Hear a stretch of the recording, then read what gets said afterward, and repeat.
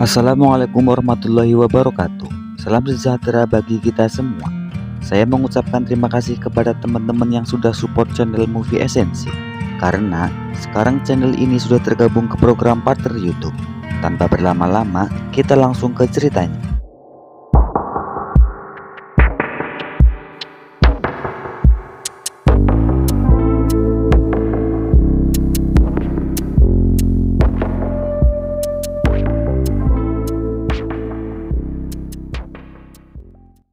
Cerita diawali dengan sekelompok wanita berada dalam organisasi pendukung bagi penderita penyakit kronis yang dipimpin oleh An.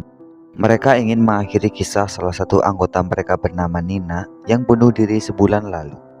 Berbagai wanita mengatakan betapa kesalnya mereka karena Nina tidak mencari bantuan dan meninggalkan putranya. Terapis kemudian bertanya kepada Claire tentang perasaannya. Claire memiliki bekas luka di seluruh wajahnya. Dia mengingatkan kelompok itu bahwa Nina melompat dari jalan layang bebas hambatan, lalu jatuh ke truk bak terbuka penuh furnitur bekas yang menuju Acapulco, dan tidak ditemukan selama berjam-jam. Tubuhnya kemudian harus dikirim kembali dalam kontainer yang tertahan di bea cukai selama seminggu sebelum suaminya dapat mengklaimnya. Claire menguji Nina karena dia tidak suka ketika bunuh diri dibuat mudah bagi para penyintas. Claire diantar pulang dengan taksi.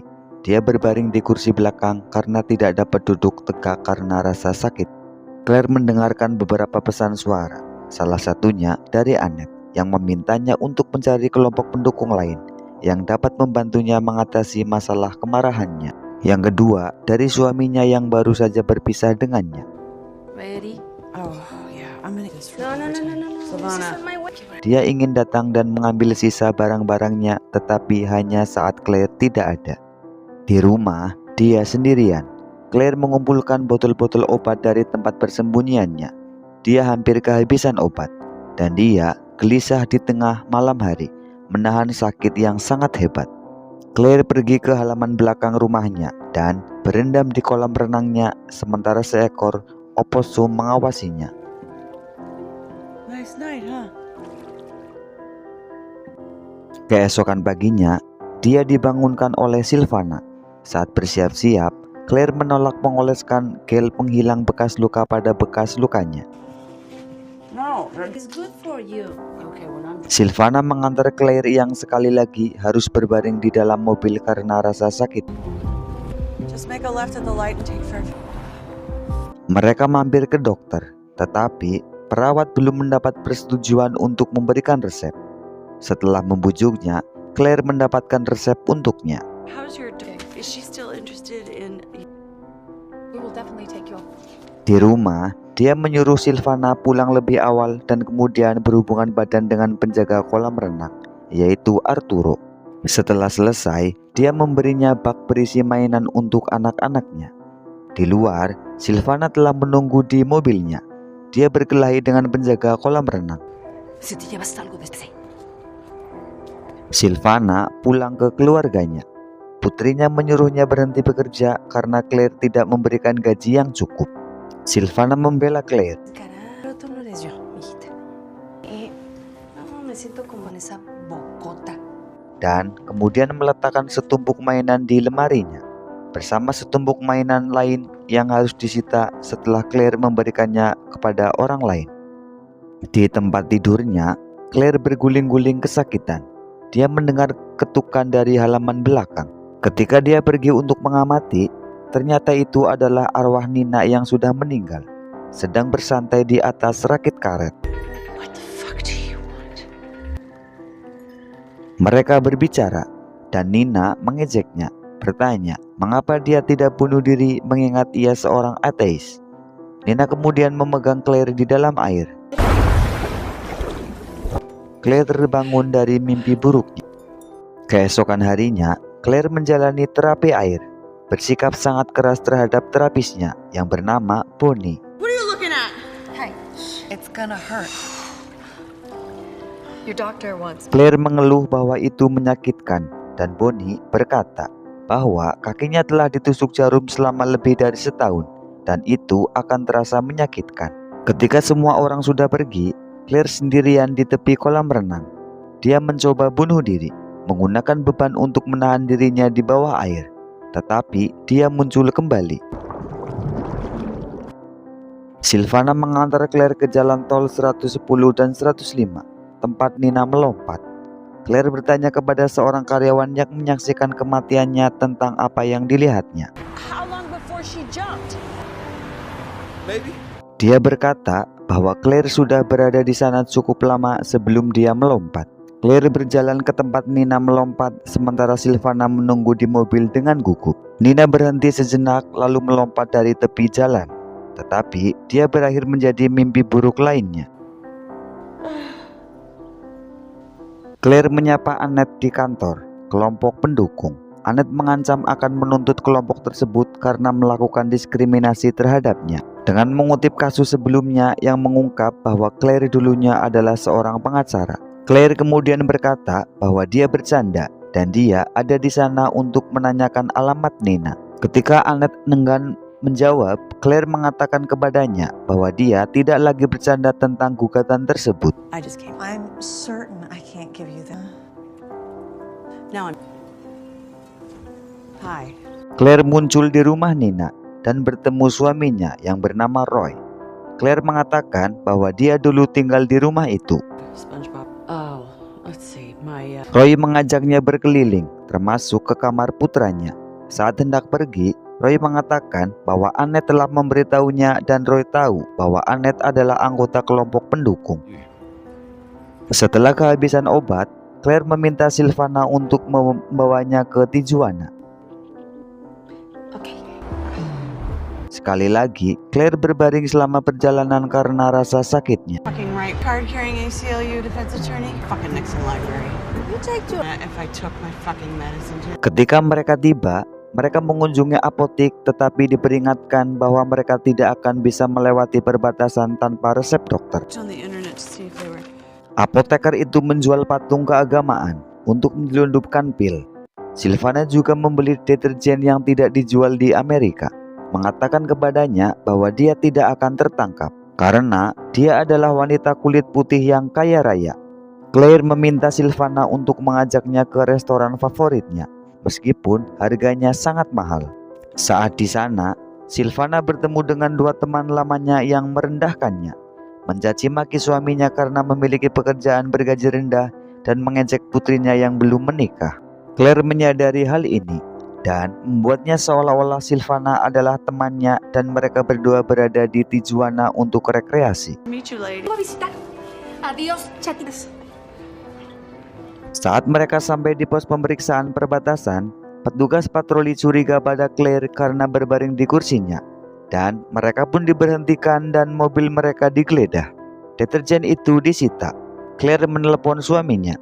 Ketika mereka tiba di rumah, suaminya sedang duduk di luar menunggu mereka. Suaminya mengatakan bahwa dia ingin memastikan mereka sampai di rumah dengan selamat. Dia tidak menelepon karena Claire tidak pernah menyalakan telepon dan tidak pernah membalas pesan suaranya.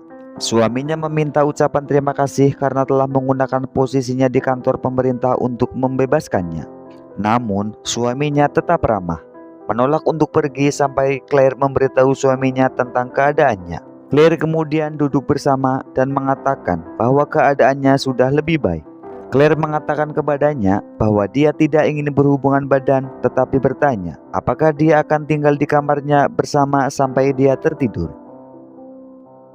Keesokan paginya, Claire sedang menunggu suami Nina di rumahnya. Claire meminta tumpangan, namun dia harus pergi mengurus sesuatu terlebih dahulu. Ask me why I sit like this. Look, I'm not a stalker. Claire bersandar di kursinya, sementara suaminya menyetiri dan meminta maaf karena bersikap seperti penguntit. Mereka tiba di sebuah pemakaman tempat suaminya menggantung lonceng angin di atas makam Nina. Younger.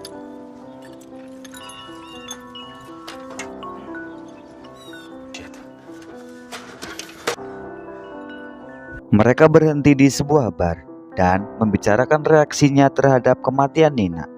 Suaminya mengatakan dalam sebuah kelompok pendukung, dia harus berbicara kepada seorang rekan seolah-olah dia adalah Nina. Thanks to be the one who died. Thank you for ruining my life. Thank you for leaving me in this fucking mess.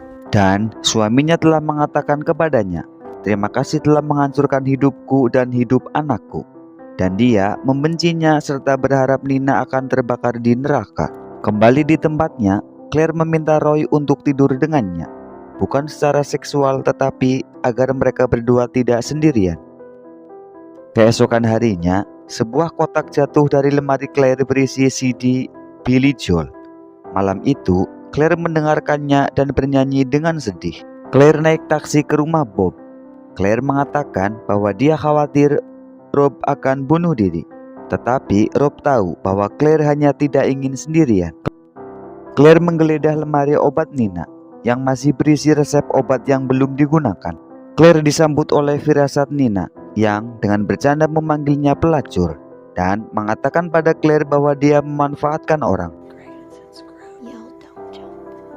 Keesokan paginya, bel pintu membangunkan Rob dan Claire. Dia lupa ibunya mengantar putranya pulang. Anak laki-laki itu memergoki Claire di kamar mandi, meminum lebih banyak pil. Kemudian dia bertanya mengapa wajah Claire dipenuhi bekas luka. Claire memintanya untuk membiarkannya selesai buang air kecil. Anak laki-laki itu memberitahu Claire bahwa ulang tahunnya akan segera tiba, dan dia menginginkan layang-layang berbentuk hiu. Ayah dan anak itu mampir ke makam Nina dan mengagumi lonceng gantung baru sementara Claire menunggu di mobil, meminum lebih banyak obat Nina. Mereka bertiga pergi ke restoran.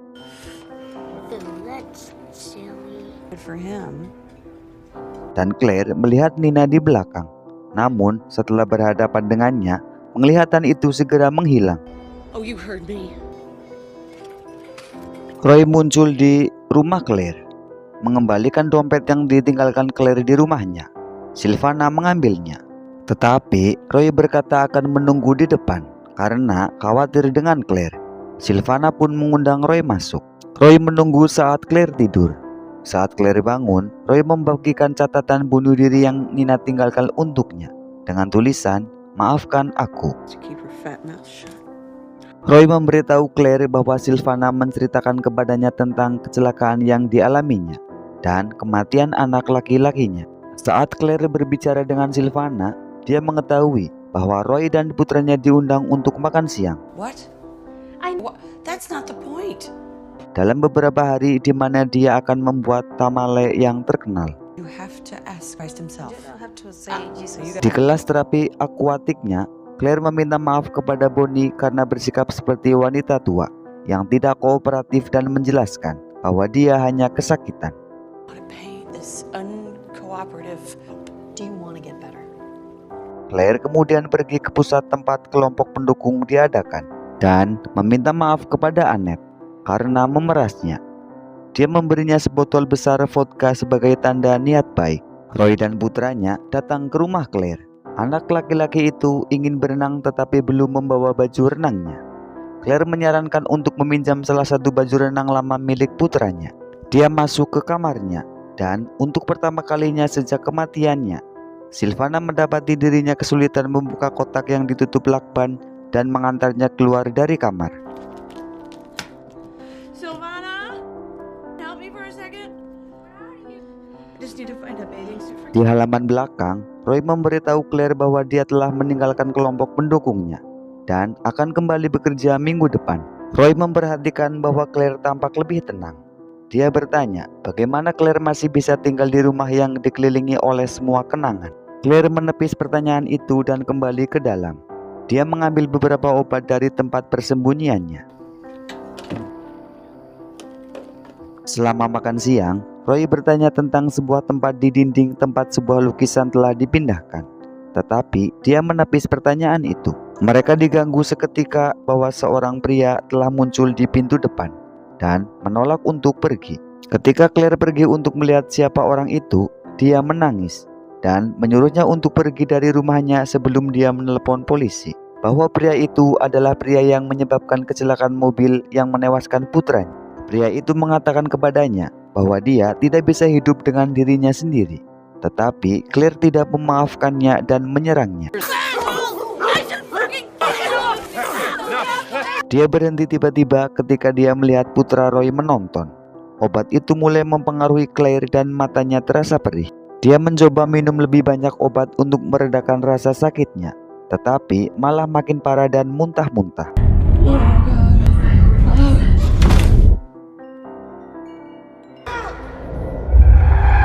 Claire akhirnya sampai di rumah sakit. Ketika terbangun, ada Silvana di samping tempat tidurnya, berdoa dengan tasbih. Roy datang berkunjung, dia tidur sepanjang malam. Claire mendapat firasat Nina akan masuk rumah sakit sambil membawa kue. Nina mengingatkan Claire bahwa dalam kelompok pendukung, mereka ditanya apa impian mereka jika tidak menderita penyakit kronis. Claire menjawab bahwa dia akan berhubungan badan dengan seluruh pemain sepak bola. Tetapi Nina menjawab bahwa dia ingin membuat kue ulang tahun untuk putranya dari awal. Firasat itu berakhir dengan Nina melempar kue itu keluar jendela, kemudian melompat setelahnya. Setelah menonton acara spesial di bioskop drive-in di Riverside, Claire teringat kencan pertama dengan suaminya. Mereka pergi ke bioskop drive-in dan Claire mengetahui bahwa suaminya menyukai Billy Joel. Setelah dibebaskan, Claire memerintahkan Silvana untuk membawanya ke Riverside. Saat mereka tiba, mereka menonton film di bioskop drive-in. Claire kesakitan tanpa obat-obatannya dan berkata bahwa dia harus keluar dari mobil. Dia menyelinap melalui lubang di pagar dan melihat Nina duduk di rel kereta api. And just let Union Pacific put him out of his... Claire bergabung dengannya. Nina membujuknya untuk bunuh diri. Saat mereka berdua berbaring di rel, Nina mengatakan bahwa pikiran terakhirnya penting dan semua yang bisa dia bawa bersamanya. Claire mengingat kentang goreng McDonald, tabir surya Copperton, memainkan tikus di The Nutcracker. Dia kemudian mengingat bahwa dia adalah ibu yang baik, mengulanginya 2 kali. Silvana menemukan Claire di rel kereta. Setelah mereka kembali ke tempat parkir, dia terus berbicara dalam bahasa Spanyol tentang betapa frustasinya dia terhadap Claire. Silvana disela ketika Claire mengatakan mobil mereka telah dicuri. Claire dan Silvana naik taksi ke sebuah motel dan menginap semalam. Di dalam, Claire mengajak Silvana untuk tidur di tempat tidurnya. Mereka berpegangan tangan. Silvana memuat mobil mewah sewaan mereka dan kemudian kembali ke motel. Seorang gadis muda yang melarikan diri mencoba membobol mobil tersebut, tetapi bertemu dengan Claire yang sedang berbaring di kursi penumpang. Dia mengetahui bahwa gadis itu berasal dari Boise dan sedang menuju Los Angeles. It's beautiful. Yeah. Mereka memberinya tumpangan. Dia mengatakan kepada mereka bahwa dia akan menjadi seorang aktris. Mereka mengatakan bahwa dia akan berakhir di film biru. Claire kemudian menawarkan gadis itu $100 untuk membuatkannya kue kuning dengan lapisan gula. Ketika mereka kembali ke tempatnya, gadis itu mulai membuat kue. Ada catatan di meja dapur dari suami Claire yang berbunyi, "Dia seharusnya ada di sini." Dia masuk ke ruang tamu dan melihat foto yang telah diambilnya. Tergantung lagi foto Claire dan putranya di saat-saat bahagia. Dia menangis tetapi membiarkan foto itu tergantung. Bahkan menelepon suaminya untuk mengucapkan terima kasih atas hadiahnya. I'd like to leave a message. Silvana membangunkan Claire setelah dia tertidur, memberitahunya bahwa gadis yang melarikan diri itu telah mencuri dompetnya. Claire bukan orang yang pemarah lagi. Dia bahkan tidak ingin mengajukan tuntutan. Di atas meja dapur ada kue buatan sendiri. Claire mengirimkan kue itu ke rumah Roy bersama dengan layang-layang hiu untuk ulang tahun putranya.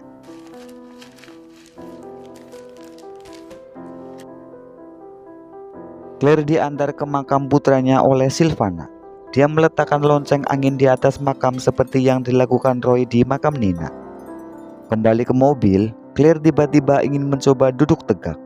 Awalnya dia berubah pikiran, tetapi dia menarik tuas dan kursi kembali ke posisi duduk. Claire menghembuskan nafas dalam-dalam.